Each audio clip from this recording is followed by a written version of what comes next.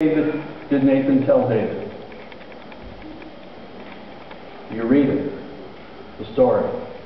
And he says, you know, there was a nasty guy, he had all the sheep that he wanted in the world, he took someone's sheep, and that's the only sheep that they had. He prepared it for dinner because he didn't want to take out his herd and everything. And as Nathan was telling David that story, David got so mad. He said, well, that guy ought to, you know, that guy. And David had that power to say, God, that man's life ought to be taken.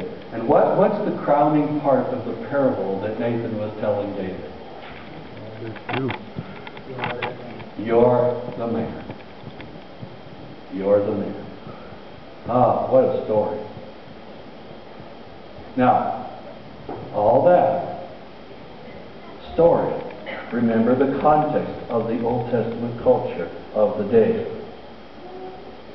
And so, in verse 13 of 2 Samuel 12, it says that David did repent.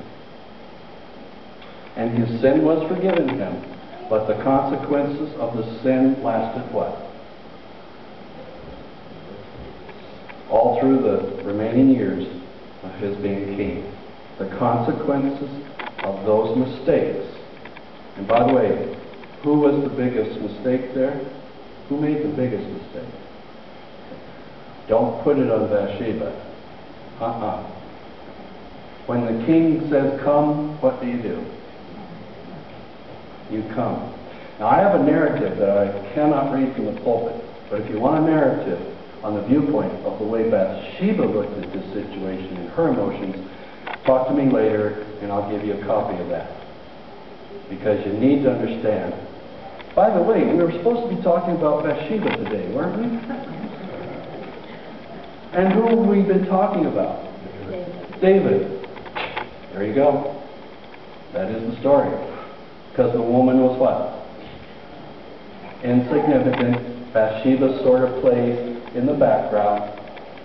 She's sort of a nothing in the background. One of 8 wives who bore David 4 sons. But who was the second? The second son was Solomon. Solomon, her next child.